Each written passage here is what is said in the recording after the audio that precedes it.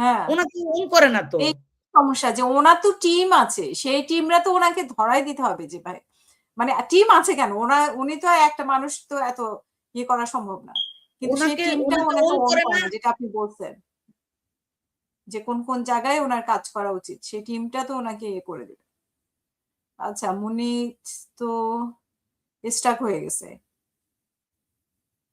মুনি আপনি স্টাক হয়ে গেছেন। আপনার কি মানে ফোন চলে আসছে নাকি কি বুঝলাম না। আমরা একটু অপেক্ষা করি। যাই হোক মুনি অনেক কথা বলে এবং সেটা নিয়ে অনেকে অনেক সমালোচনা করে। এইজন্যই আজকে মুনিকে আমাদের সাথে যুক্ত করা। আর একটা জিনিস হচ্ছে যে মানে মুনি আ বিভিন্নভাবে সমালোচিত হচ্ছে সেটা একটা বিষয়। জি। মুনি আপনি স্টাক হয়ে গেছিলেন। হ্যাঁ। হ্যাঁ, মনে হইতেছে যে কোনো একটা জায়গায় ঝামেলা হইছে। আচ্ছা আপু এখন হচ্ছে মূল কথাটা হচ্ছে কি আমরা তো অনেক সমালোচনা করলাম, হ্যাঁ? হুম। আমি আপনাকে বলি বাংলাদেশ জাতীয়তাবাদী দল এমন একটা আদর্শ লালন করে শহীদ রাষ্ট্রপতি জিয়াউর রহমানকে কিন্তু সামনে রেখে রাজনীতি করতে হবে। একক কোন নেতাকে এখন রিপ্রেজেন্ট করার সময় নেই এখানে। আমাদের নেতা জনাব তারেক রহমান, খালেদা জিয়া এবং আমাদের নেত্রী আমাদের নেতা শহীদ রাষ্ট্রপতি জিয়াউর রহমান। এই এই এই এই এই যে আদর্শিক একটা মানে টিম এদেরকে রেসপেক্ট করে বিএনপি রাজনীতি করতে হবে। আপনি ইনোভেশন দেখাচ্ছেন কিন্তু আদর্শ ফলো করতেছেন না। ধরেন আপনার রাষ্ট্র কাঠামো গঠনের যে পরিকল্পনা করতেছে ওনারা, ধরেন ফ্যামিলি কার্ড দিবে, কৃষক কার্ড দিবে, শিক্ষা, স্বাস্থ্য, প্রবাসীদেরকে নিয়ে কাজ করবে, তারপরে মাদক নিয়ে কাজ করবে, দুর্নীতিবাজ নিয়ে কাজ করবে এবং বাংলাদেশের ইমামদেরকে তারা তাদের সোশ্যাল বেনিফিট বাড়াবে। অনেক কিছু তারা হাতে নিছে। এইটা হাতে নিয়ে যে প্রমোশনাল কাজ করতেছে তার আগে নিশ্চিত করতে হবে এই প্রমোশনাল কাজগুলা কারা করতেছে। ১ নাম্বার। প্রমোশনাল কাজ আপনি বিদেশ থেকে ওই মাহাদি আমিনরে দিয়া করাইলে হবে না। ঠিক আছে?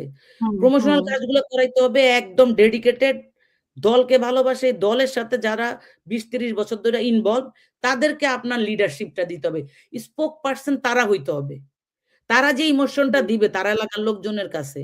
মাহাদি লন্ডন থেকে আইসা কি ওটা পারবে? ৩১ দফা তো ধরা খাইছে আপু। সরি আমার তো আবার চইলা আসতেছি আমি। ৩১ দফার কিছু অংশ নিয়ে এগুলা শুরু করছে। আপনি যখন দেখতেছেন যে একটা ইভেন্ট আপনার রিস্ক এ চলে গেছে তাহলে ওটার রিস্ক ফ্যাক্ট গুলা বের করতে হবে। ওটা কিন্তু করে না। এখন এই যে নতুন রাষ্ট্র কাঠামো গঠনের পরিকল্পনা করতেছে তারা, এটা খুবই অ্যাপ্রিশিয়েট করার মতো একটা জিনিস। কারণ হচ্ছে চেয়ারম্যান চাইতেছে ফার্স্ট ওয়ার্ল্ড এর মতো বাংলাদেশের মানুষেরও সোশ্যাল সিকিউরিটিটা নিশ্চিত করতে। আমি জানি না উনি কতটুকু পারবে কারণ এত কারাপ্টেড মানুষ বাংলাদেশে ইটার ভিতরে আপু ইটা প্রত্যেকটা ইটার মানে ভিতরে সোশ্যাল সিকিউরিটি দিতে গেলে নিজেরাই খায়া ফেলবো। হসমের আমি নোয়াখালী লাগো বাসায় হসমের রন্ধ্রে আল্লাহর গজ বিয়াগো দুর্নীতি হান্দাই রইছে। তো হিয়ান্তাই হেগুনে কেন উঠবো? তো তারেক রহমান সাহেব কি ওইটা কভার সোশ্যাল করতে পারবে? সিকিউরিটি দিলে সোশ্যাল সিকিউরিটি লিও দুর্নীতি করব। তো তার কেমনে? এক্সাক্টলি। তো ভাইয়া কিন্তু যেহেতু উনি প্র্যাকটিক্যালি লন্ডনে এগুলো দেখে আসছে, এইজন্য উনি চাচ্ছে বাংলাদেশে সোশ্যাল সিকিউরিটিটা নিশ্চিত করতে। ফ্যামিলি কার্ড মানে কি আপনারে কয়টা টাকা দিবে? ব্যাপারটা তো তা না। একটা মহিলা বাচ্চা পয়দা কইরা হসপিটাল থেকে বাইর হইতে পারে না টাকা না দিলে। সিজার করে না টাকা না দিলে। আরে ভাই সিজার না করলে এই বাচ্চা তো পেটে মইরা যাবোগা। চিন্তা করেন কতটা অমানবিক। তারপরে লাইফ সাপোর্ট এর ভাড়া না দিতে পারলে লাশ রাইখা দেয় হসপিটাল গুলা। লাশ এই রেখে যে দেয়। মানে মানবতা বিরোধী কাজগুলা করে হসপিটাল গুলা, এই স্বাস্থ্য সেবার কথা বলতেছে না, এই জায়গাতে এগুলাতে অ্যামেন্ডমেন্ট করতে হইব। এগুলা উনারা যদি পাবলিকে মানে দিতে পারে তাহলে এটা সম্ভব। কিন্তু একই সাথে এই যে এলাকা ভিত্তিক যে আপনার এই কারাপ্টেড লোকজনগুলা দলকে এখন সামনে চলে আসছে আপু, এগুলো রাস্তায় সরায় দিতে হবে। কারণ হচ্ছে আপনি দলীয় আদর্শ সামনে না রাখতে পারলে আপনি যদি একটা ক্রিমিনালের সাথে ক্রিমিনাল কাইনা বিএনপির রাষ্ট্র কাঠামোর পরিকল্পনা প্রকাশ করেন, ধরেন আপনি দুর্নীতি নিয়ে কাজ করতেছেন। দুর্নীতি দমনের জন্য আপনি পাঠাইতেছেন ওই কালোবাজারিরে দুর্নীতি দমনের বিরুদ্ধে বক্তৃতা দিতে। এটা তো হইল না। তো এগুলা কিন্তু ম্যাটার করে। এরপরে আপনার রিল বানাইতেছে এখন। ঠিক আছে? ভাইয়ার সাথে দেখা করার সুযোগ পাবো আমরা। ঠিক আছে? আপনি একটা বানান, আমিও একটা বানাই। এটা এটা এটা হচ্ছে কি শুনেন কনটেন্ট এর যুগ এখন। পৃথিবীতে কনটেন্ট ক্রিয়েটররা 30% লিডারশিপ এখন কিন্তু পিক করছে। তো ওই জায়গা থেকে কনটেন্ট ক্রিয়েটরদেরকে অসম্মান করা ইউটিউবার কয়। আমগো নেতারা ওই যে ২ পয়সা ইউটিউবার তো ভালো কথা। ২ পয়সার ইউটিউবার। ২ পয়সা ইনকামের জন্য ভিউ ব্যবসার জন্য এগুলা কয়। ইউটিউবাররা যে পাছার চামড়া সব উড়াইয়া ফেলাইতেছে। তোমরা কোথায় কি করতেছো সব খবর ইউটিউবে আপু দেশের প্রতিটা মানুষের ঘরে ঘরে 2-3টা টিভি চ্যানেল আছে।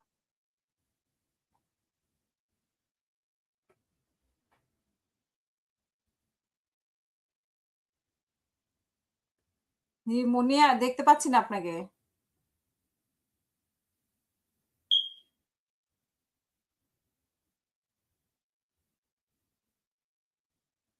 আচ্ছা, মুনিয়া আব্বার জন্য আসি। যাই হোক, 2 পয়সার ইউটিউবার। এখন 2 পয়সার ইউটিউবাররাই গোয়েন্দা বাহিনীর কাজ করতেছে। বাংলাদেশের গোয়েন্দা বাহিনী ঘুমাইতেছে। আর 2 পয়সার ইউটিউবাররাই সবকিছু প্রকাশ করতেছে। এটা দেখবেন যে সব ইউটিউবাররা কিন্তু টনক নড়ায় দেয় সবার। ঠিক আছে? তবে হ্যাঁ, সব ইউটিউবার যে সমানভাবে কাজ করতেছে বা দেশের ক্ষতি হচ্ছে না কিছু, কিছু ইউটিউবারের জন্য, সেটাও ঠিক না। কিছু, কিছু ইউটিউবারের জন্য দেশে ক্ষতিও হচ্ছে। আ বেশিরভাগ মানে অনেক সময় গুজব-টুজব ছড়ায়। তবে ভালো ইউটিউবারও আছে, সেটাও আমাদের দেখতে হবে এবং এরা কিন্তু গোয়েন্দার মতো কাজ করে। আপনি দেখবেন যে হাদির ঘটনার পরপরই ফেসবুকে সমস্ত কিছু চলে আসছে। আমাদের গোয়েন্দারা কিন্তু বের করার আগে সমস্ত গোয়েন্দারা এখন পর্যন্ত আসামিকে ধরতে পারে নাই। আর আমার মনে হয় ইউটিউবারদের দায়িত্ব দিলে মানে সোশ্যাল অ্যাক্টিভিস্ট যারা তাদের দায়িত্ব দিলে এতদিনে ধরে ফেলতো। ধরেই তো ফেলেছে, সমস্ত ছবি-টবি তো পাচ্ছে। কিন্তু আমাদের গোয়েন্দার কাছে নাই। তো এটাই হচ্ছে বিষয় আরকি। দেখি মুন্নি আছে কিনা, আসে কিনা। জামাত নিয়ে চুলকানি। ভাই কারো কোনো কিছু নিয়েই চুলকানি না। মানে যার যেটা ভালো সেটাও বলতে হবে, যার যেটা খারাপ সেটাও বলতে হবে। জামাত নিয়েও চুলকানি না, ইয়ে নিয়ে যে বিএনপি নিয়েও চুলকানি না। চুলকানি হচ্ছে যে মানুষের বাংলাদেশের মানুষের পক্ষে আমরা কথা বলি, সেটাই হচ্ছে আমাদের সরি আপু, চুলকানি। আমার ডিস্ট্রাক্ট হয়ে গেছিল। আমার চার্জ চলে গেছে যে চলে গেছি। যাই হোক, এখন আমরা যেটা মানে কথা বলছিলাম সেটা বলেন। কিন্তু এই যে 2 আমি পয়সার শেষ করি ইউটিউবার নিয়ে এটা। কথা হ্যাঁ। বলছিলেন। যাই বলি হোক যে 2 আমরা পয়সার ইউটিউবরাই কিন্তু এখন দেশের সমস্ত খোঁজ খবর রাখতেছে। গোয়েন্দা-টোয়েন্দারা অবশ্যই এখন আপনি সব ঘুমায় গেছে। এখন না আপনার শুনেন আমি আপনার একটা ছোট্ট কষ্টের কথা বলি। এখানে সবাই দেখতেছে। জুলাই আন্দোলনের সময় আপনি তো ছিলেন আমাদের মানে নেটওয়ার্কিং এর মধ্যে। আ আরো কয়েকজন ছিল, হ্যাঁ? তো সাগর ভাইও ছিল। তারপরে আরো আপনার অনেকেই ছিল। তো এরপরে জুলাইয়ের আমাদের কি দায়িত্ব এটা নিয়ে অনেক নেতাদের সাথে যোগাযোগ করছি। হুম, তো আমাদেরকে নির্দেশনা দিল কি তোমরা তোমাদের এলাকার আ নেতাকর্মীদেরকে সহযোগিতা করো। হ্যাঁ? নিজের হুম, জায়গা থেকে করো। কোন সমন্বয় নাই কিন্তু। তোমরা তুমগো মতন যা ইচ্ছা তাই করো। ব্যাপারটা এরকম। পরে আমরা কয়েকজন কি করলাম, কয়েকজন মিলে একটা WhatsApp গ্রুপ বানাইলাম, হ্যাঁ? তার মধ্যে হুম, আবার ইডেন কলেজের একটা মেয়ে আ ইতি না কি যেন নাম, ও ছিল সমন্বয়কের পক্ষে। তারপরে আমাদের আরেকটা ছেলে ছিল সম্রাট, যাত্রাবাড়িতে ছিল। এগুলারে আবার কানেক্ট করাইয়া দিছে কিন্তু ফেস দ্য পিপল, হ্যাঁ? তো হুম, কানেক্ট যখন করাইছে না, তখন কারণ উনার চ্যানেলে ওগুলা আসতেছিল বারবার। তখন আমিও উনারে ফোন হুম, করছি, "ভাই আপনি আমারে হাসনাতের নাম্বার দেন, আসিফের নাম্বার দেন।" এরকম করে বলতাম আরকি। এরপরে হুম, বাংলাদেশে এক সাংবাদিককে ফোন কইরা কয়েকটা পোলাপানের নাম্বার নিছি। তো এই যে কাজগুলো আমরা করছিলাম তখন, হ্যাঁ? নিজের উদ্যোগেই কিন্তু করছি। হুম। এরপরে বিএনপির এক তথ্য সম্পাদক আপুর ল্যাপটপ চুরি করছে জানেন? সরি আমি উনারে ছোট করে বিএনপির গুলশান অফিস থেকে যে লোক ল্যাপটপ চুরি করে সে হয়ে গেছে বিএনপির তথ্য সম্পাদক। একদম ট্রু ২ টা ল্যাপটপ আপু। তারপরে উনার আমি উনার সাথে আমার যোগাযোগ ছিল এবং বিএনপির একটা ডিভাইস আমি অস্ট্রেলিয়া থেকে পাঠাইছি প্রো লাইভ ডিভাইস। যেন দলের ওই যে স্টাক হয়ে গেলে নেটওয়ার্কিং স্টাক হয়ে গেলে যেন আ ইন্টারনেটটা রিজার্ভ থাকে। আমরা হুম, কাজ করি নাই পার্টির জন্য। এরপরে কি হইছে উনারে আমি ফোন করছি, "ভাই জুলাই আন্দোলন তো শেষ হইল।" ৬ তারিখে না ৭ তারিখে উনাকে ফোন দিছি। ৮ তারিখে ফোন দিছি আপু। ফোন দিয়ে আমি কই, "আচ্ছা একটা কাজ করেন, আমরা যারা সোশ্যাল মিডিয়াতে অনেক অ্যাক্টিভ ছিলাম, অনেক আ মানে যে আপনার কথাও বলছি যে কয়েকজন চ্যানেলে যারা কাজ করছে, যারা টক শো গুলা করছে, যারা ব্ল্যাক আউট এর সময় সবচেয়ে বেশি অ্যাক্টিভ ছিল, এদের একটা লিস্ট করে ভাইয়ার কাছে একটু বলেন সবাইরে একটা থ্যাংক ইউ ইমেইল দিয়ে দিতে।" হুম, এতে না হুম। অনেক ভালো হবে। এরা ইন্সপায়ার হবে। পিনাকি হয়তো দলের বিরুদ্ধে বলে আপু। কিন্তু একটা সময় তো সে কিন্তু কয়েকটা সময় তো কাজ করছে। হ্যাঁ। হ্যাঁ, হাসিনারে ধসানোর জন্য ইলিয়াস পিনাকির হুম। অবদান বিএনপি ভুলতে পারবে? হয়তো এখন তাদের বিরুদ্ধে বলে। আমি এই যে এখন বলবে যে পিনাকির দোসর আমারে কি করব? ৩ ইঞ্চির ৩ ইঞ্চির কি চামচা। জানি কয়? না ৩ ইঞ্চির চামচা, হ্যাঁ? তারপরে ইলিয়াস ভাইরে নিয়ে উল্টাপাল্টা কথা বলে। কিন্তু এই মানুষগুলা তাদের হয়তো এখন রাজনৈতিক আইডিওলজি, ইথিক্স চেঞ্জ হইছে ডিফারেন্ট ওয়েতে। কিন্তু এরা কিন্তু তখন কাজ করছিল। এরা কিন্তু ইন্সপায়ার করছে। দিনে রাতে এবং কাজ করছে। হুম। এবং আপনার গুম হওয়া মানুষগুলা নিয়ে আমরা যে প্রোগ্রামগুলা করতাম, ইনফরমেশন কিন্তু সাপ্লাই দিত বিভিন্ন জনের কাছে। ছবিগুলা হুম। সাপ্লাই দিত। তো এই কাজ করছে তো। একটা থ্যাংক ইউ লেটার দিলে কি, এটা তো টাইপিং কইরা একটা কাগজ দিতেছেন। আপনারে কি টাকা দিতে কইতাছি? যে আমরা মানে কোন ধন সম্পদ তো দিয়ে দিতেছে না। যে ফ্ল্যাট দিয়ে দিতেছে, বাড়ি দিয়ে দিতেছে। এরপরে সে তার উত্তর শুনে সে আমারে বলতেছে, অনলাইনে আমার চেয়ে বেশি কে কাজ করছে। অথচ এই লোকের ২০১২ সালে ২০১৪-১৩ সালে, সরি ১৬ সালে আমি যখন অস্ট্রেলিয়ায়, এর বউ অসুস্থ হইছে পরে আমি টাকা পাঠাইছি উঠাইয়া একজনের মানে ঘোড়া দিয়া দিতেছি আপু।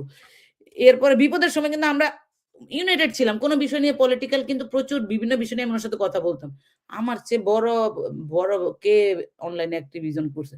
অথচ ২০১৬ সালে একদিন কথার প্রসঙ্গে আমি উনারে বলি, "ভাই, আপনি তো ডিজিটাল মামলা-টামলা খাইছেন। এখন কি করবেন মালয়েশিয়া বইসা? আপনি না আর্টিকেল লেখা শুরু করেন।" আমার এটা একদম স্পষ্ট মনে আছে। উনি আবার শিক্ষক মানুষ। তো একটু লেখালেখি করেন। সোশ্যাল মিডিয়াতে বিভিন্ন জায়গায় লেখেন। কয়, "হ্যাঁ, হ্যাঁ, আমি এই কাজগুলা করতেছি।" ওই লোক আমারে বলে আমার চেয়ে বড়। মানে নিজে সব ক্রেডিট নিবে। আমি কই, "তাইলে আপনার এই দিতে কোন লেটারটা?" বুঝছেন? মানে আমার আন্দোলনে উনিই শুধু অ্যাক্টিভিস্ট ছিল, আর কেউ ছিল না। আর কেউ ছিল না। এরপরে এখন আবার কি হইছে, সোশ্যাল মিডিয়া অ্যাক্টিভিজম এর দায়িত্ব দিছে হেরে। আর আচ্ছা, এই ৮-১০ জন মানুষ ছাড়া কি ভাইয়া কাউরে চোখে দেখে না? মানে আমি এই দুঃখে বাঁচি না আপু। ধরেন আমরা বিএনপি পরিবার যেখানে আছে, এরাই আবার সবার আগে বাংলাদেশ, এরাই আবার বিএনপির জুলাই আন্দোলনের কমিটিতে, এরাই আবার বিএনপির মিডিয়া সেলে, এরাই আবার মানে ওই কুমিরের ওই ৩-৪ বাচ্চা লয়ে ঘোরাঘুরি করতেছে। কেন ভাই? মানে জায়গা ছাড়বে না। মানে না, না, নিজেদেরকে এটাকে তো গ্রুপিং বলে। এটা হচ্ছে সিন্ডিকেট। হ্যাঁ। এই সিন্ডিকেটের কারণে মানে ধরা খাইব, সোজা কথা। এখন এখন ব্যাপার হচ্ছে কি, এটা কেন বললাম যে আপনি আবার সোশ্যাল মিডিয়াতে উনি আবার নাইমা এখন কি করছে? আমার বিরুদ্ধে লোকজন লাগাইয়া দিছে, বুঝছেন? আমারে যেকোনোভাবে আমার আইডি খাইতে হবে, যেকোনোভাবে আমি কোনো কথা লিখলে ওইখানে এসে আমার রাজাকার বলে একটা গালি দিয়া যাইতে হবে। এবং উনি নিজে আমার বিয়ে কয়টা হইছে এটা নিয়ে সে Facebook এ কমেন্টস করে। অথচ আমার বিয়ে কেমনে হইছে, আমার লাইফে কি থ্রেট গেছে, কি ফেস করছি কোর্টে আমি, উনি কিন্তু সবকিছু জানে। যে মাঝে মধ্যে ফোন দিতাম, "ভাই, আমার এই প্রবলেম গুলা হইছে, আমার জন্য দোয়া করেন। আমি ইমিগ্রেশন হুম, এই হুম, ফেস করতেছি, আমি ফ্যামিলি কোর্টে এটা ফেস করতে।" আমি তো উনার মেয়ের বয়সী হব আমার কাছে মনে হয়। হুম, ঠিক আছে? আমার কাছে তাহলে আপনার একটা মেয়ের বাচ্চা ঘরে থাকতে আপনি আরেকটা মেয়ের পার্সোনাল লাইফ নিয়া নোংরামি করতেছেন কেন? যদি আমি নোংরা হইতাম আপনি নোংরামি করতেন। কিন্তু হুম, আপনি এটাকে এস্টাবলিশড করতে চান। আরে ভাই, বাংলাদেশে নেতাদের ওই ভিডিও ক্লিপ বাইর হয়ে যাইতেছে। ঠিক আছে? লিঙ্ক বাইর হয়ে যাইতেছে। তারা রাজনীতি করতেছে। আর আমি বিয়া করছি এটা নিয়ে তো সমস্যা। হুম, ঠিক আছে? ইভেন আমি আমার আমার খুব খারাপ সময় ধরেন আপনার ইমিগ্রেশনে আমার কিছু পেপারস লাগবে, বুঝছেন? তো আমাদের এক নেতার বউরে আমি ফোন করছি যে, "ভাইয়াকে বইলেন আমি উনার ইমেইল আইডিটা ব্যবহার করব। যদি কোন ইমেইল যায় আমাকে যেন রেসপন্স করে।" কয়, "না, না, তোমার এই সমস্ত ব্যক্তিগত প্রবলেম নিয়ে তোমার ভাইকে কিছু বলার দরকার নেই।" তো হুম, মানে আমার এগুলো তো মনে আছে আপু, বুঝছেন?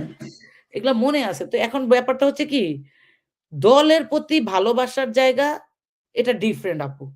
হুম, ট্রাস্ট হুম, মি, হুম, আমি যত কিছুই কই সারাদিন দোয়া করি, আল্লাহ বিএনপি ঘুইরা দাঁড়াক, বিএনপির এই প্রবলেম গুলা সলভ হোক। তারেক রহমান বাংলাদেশের প্রধানমন্ত্রী হইতে হবে। কারণ কারে দিবে আপু? ধরেন হুম, জামাত যত কিছু বলে, জামাত তো তাদের গায়ে থেকে যুদ্ধাপরাধী তো মুছাইতে পারবে না। পারবে? পারবে না কিন্তু। তাহলে হুম, যুদ্ধের পরে তারা বাংলাদেশের কোনো ক্ষতি করছে কিনা এটা আমার বড় প্রশ্ন। ঠিক আছে? যুদ্ধতে তারা কেন বিরোধিতা করছে এটা আমরা এখন কিন্তু এই ৫৪ বছর পরে কিন্তু বুঝতেছি। পাকিস্তান আর বাংলাদেশ আলাদা করার জন্য সর্বাত্মক মানে যে ভোগটা করছে সেটা ভারত করছে। হুম, বুঝছেন? এটা কিন্তু ট্রু। হুম, ওইটাতে গোলাম আযমরা বিরোধিতা করছে। এখন তাদের ওই সময় রাজনীতির প্রেক্ষাপটে তারা বিরোধিতা করছে। তারা সেটার জন্য পাস্তাইছে, তারা ফাঁসি হইছে, সবকিছু হইছে। এখন হুম। আপনি ৫৪ বছর পরে আইসা আমাকে তো